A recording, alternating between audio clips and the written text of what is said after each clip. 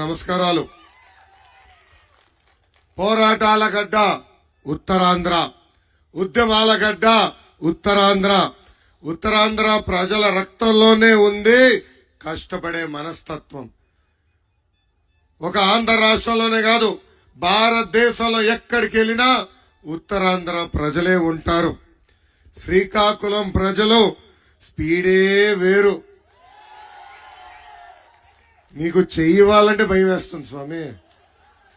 మీ పట్టే వేరు.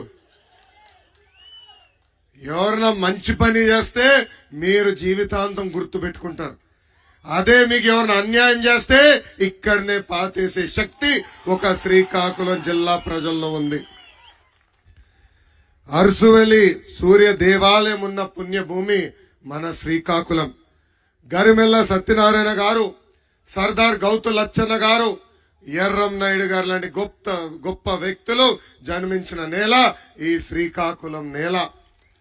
ఇంత పవిత్రమైన నేలపై నేను ఈ కార్యక్రమం ప్రారంభిస్తాం నా అదృష్టంగా భావిస్తున్నాను. జగన్కి ఒక శాపం ఉంది. ఆ శాపం ఏంటంటే నిజం చెప్తే తల 100 ముక్కలుగా పగులుతుంది. రోజుకొక అబద్ధం, రోజుకొక మోసం. అసలు మోసానికి ప్యాంటు షర్ట్ వేస్తే అచ్చు జగన్ లాగా ఉంటుంది. ఎన్నికల ముందల ఎంత తీయగా మాటలు చెప్పాడండి, ఎన్ని మాయ మాటలు చెప్పాడు. దొరికిన ప్రతి మహిళకి ముద్దులు పెట్టాడు. ఇప్పుడు ఏకంగా గట్టిగా గుద్దుతున్నాడు. ఎన్నికల ముందల 2,30,000 ఉద్యోగాలు కల్పిస్తా అన్నాడు. ప్రతి సంవత్సరం డిఎస్సి అన్నాడు, జాబ్ క్యాలెండర్ ఇస్తా అన్నాడు. అది కాస్త సాక్షి క్యాలెండర్ గా మారిపోయింది. డిఎస్సి నోటిఫికేషన్ ఒక మోసం.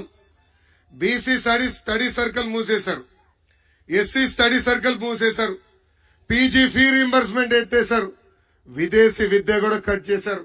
అంతెందుకు ఎన్నికల ముందల 6,500 కానిస్టేబుల్ పోస్టులు ప్రతి సంవత్సరం భర్తీ చేస్తానని హామీ ఇచ్చి ఈ రోజు మాట తప్పాడు ఈ జగన్. ఎన్నికల ముందల ఒక మాట అన్నాడు, ప్రభుత్వం ఏర్పడిన మొదటి 6 నెలల్లో పనులు చేస్తే చిత్తశుద్ధి ఉన్నట్లని. ఇప్పుడు ఎన్నికలకి కరెక్ట్ గా 4 నెలలు ఉన్నాయనగా ఇప్పుడు డిఎస్సి నోటిఫికేషన్ తీసుకొచ్చి మాయ పనులు చేస్తున్నాడు. ఆనాడు గ్రూప్ 2 పోస్టులు ఇస్తానని చెప్పాడు. ఇప్పుడేకంగా గ్రూప్ 2 పోస్టులు 4 నెలల ముందర అనౌన్స్ చేస్తాడు. కేవలం 2 నెలలే ఉన్నాయి ఆ పరీక్షలకి రెడీ అయ్యేదానికి. మన ప్రభుత్వం ఉన్నప్పుడు కనీసం 4 నెలల సమయం ఇచ్చేవాళ్ళం. పోన్లే సమయం తక్కువ ఇచ్చాడు, కనీసం పోస్టులు ఎక్కువ ఇస్తాడు అనుకున్నాం. ఎన్ని గ్రూప్ 2 పోస్టులు విడుదల చేశాడు తెలుసా? కేవలం 897 పోస్టులు. ఆ పోస్టుల కోసం ఎంతమంది పరీక్షలు రాశారో తెలుసా? 5 లక్షల మంది నిరుద్యోగ యువకులు. ఇది జగన్ చేసిన మోసం కాదా అని ప్రజలందరినీ ఒక్కసారి ఆలోచించమంటున్నా. అందుకే ఈ ఉత్తరాంధ్ర సభ ద్వారా నేను ప్రజలు చెప్పదలుచుకున్నా, 2 నెలల్లో ఓపిక పట్టండి. తెలుగుదేశం జనసేన ప్రభుత్వం ఏర్పడుతుంది. ప్రతి సంవత్సరం జాబ్ క్యాలెండర్ విడుదల చేస్తాం.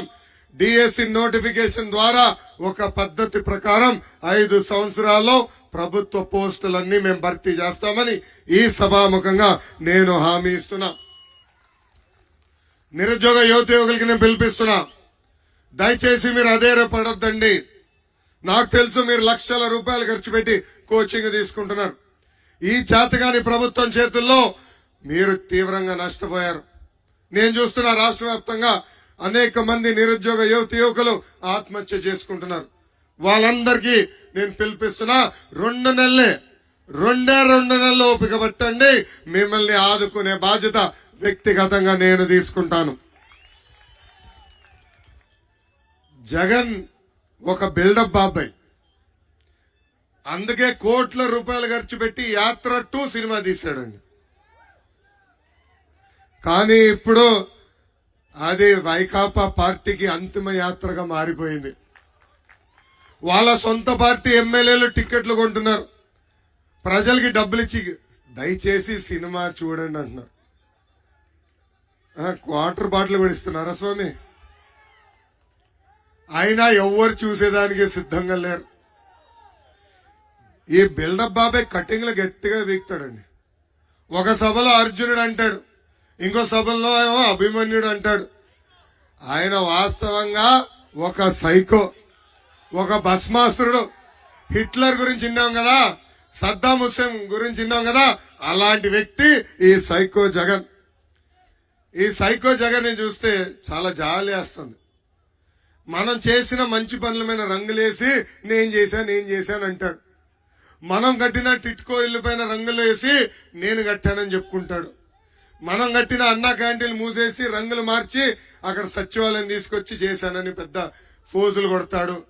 అంతెందుకు, మన భూమి మనం కొనిన తరతరాలుగా మనకు వచ్చిన భూమి పత్రాల పైన కూడా ఆయన ఫోటోలు, ఏకంగా సర్వే పేరులతో రాళ్ళ పైన కూడా ఆయన ఫోటోలు. ఇప్పుడు కొత్తగా అంటున్నాడు మీ బిడ్డ మీ బిడ్డ మీ బిడ్డ అని. అందరూ జాగ్రత్తగా ఉండాలి. ఏదో ముఖ్యమంత్రి మనం బిడ్డ అవుతున్నాడు జాలి పడద్దండి. మీ బిడ్డ అని ఎందుకు అంటున్నాడంటే పొరపాటున ఇంకోసారి ఎన్నికలు గెలిస్తే మీ బిడ్డని కదా మీ భూమి నాకు ఇవ్వండి అంటాడు. అది ఈరోజు జగన్ పరిస్థితి. చంద్రబాబు గారు లాగా ఏదో మంచి పేరు తీసుకురావాలని ఇమేజ్లు కొట్టాడు, కానీ అది సాధ్యం కాదు. ఎందుకో తెలుసా, జగన్ అంటే ఒక జైల్, బాబు గారంటే ఒక బ్రాండ్. జగన్ ని చూస్తే కోడి కత్తి గుర్తొస్తుంది, అదే బాబు గారిని చూస్తే కియా కార్ గుర్తొస్తుంది. జగన్ ని చూస్తే ఒక ప్రిజనరీ కంపడతాడు, అదే బాబు గారిని చూస్తే ఒక విజనరీ ఈరోజు మనకు కంపడతారు. చంద్రబాబు గారిని అరెస్ట్ చేస్తే మనందరం అధైర్యపడతారు అనుకున్నాడు, కానీ జగన్ కు ఒక మాట చెప్పాలనుకున్నా, అసలు భయం మా బయటలో లేదు. జగన్ ఏం తప్పు చేయని మా బాబు గారిని 53 రోజులు జైలుకు పంపించావే, 1,00,000 కోట్ల ప్రజాధనాన్ని లూటీ చేసి మీరు తొందరలో జైలుకి వెళ్ళబోతున్నారని ఈ సభాముఖంగా హెచ్చరిక జారీ చేస్తున్నాం. ఇసుక దోపిడీ, మద్యం దోపిడీ, గన్నుల దోపిడీ, ఇంకా రేపో మాపో గాలి పైన కూడా ఎలా డబ్బులు సంపాదించాలని ఆలోచిస్తాడు ఈ జగన్. జగన్కే చెప్తున్నా, బాములకే భయపడిన కుటుంబం మాది. నువ్వు పెట్టే పనికిమాల కేసుల కోసం మేము భయపడతామా? నేను ఎర్ర బుక్కు పట్టుకుని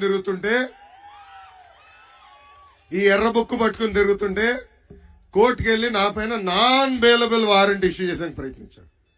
నేను ఇక్కడనే ఉన్నా కదబ్బా, అరెస్ట్ చేయాలంటే రండి, ఎందుకు భయపడాలా? ఏనాడు మేము తప్పు చేయాలా? ఆనాడు చంద్రబాబు నాయుడు గారిని అరెస్ట్ చేసినప్పుడు 3,000 కోట్ల రూపాయలు కుంభకోణం అన్నారు. దాని తర్వాత 270 కోట్ల రూపాయలు కుంభకోణం అన్నారు. నిన్న కాక మొన్న కేవలం 27 కోట్ల కుంభకోణం అంటారు. ఈ సభాముఖంగా జగన్ కి నేను సవాల్ ఇస్తున్నా, టైం డేట్ నువ్వు ఫిక్స్ చేయి, చర్చకు నేను సిద్ధం. నువ్వెంత అవినీతి చేశావో, మేమెంత చిత్తశుద్ధితో బతికామో నిరూపించడానికి నేను సిద్ధం. నువ్వు సిద్ధమా అని ఈ సభాముఖంగా నేను నిలదీస్తున్నా. ఈ మధ్యన మా నమ్మకం నువ్వే అని బోర్డులు కూడా పెడుతున్నా. ఊరూరు కంపడుతున్నాయి ఆ బోర్డులు. నేను జగన్ అడుగుతున్నా, నీ సొంత అమ్మ చెల్లి నిన్ను నమ్మట్లేదు, మేము మిమ్మల్ని ఎట్లా నమ్మాలి స్వామి? ఎన్నికల ముందలా అమ్మని చెల్లిని వాడుకున్న వ్యక్తి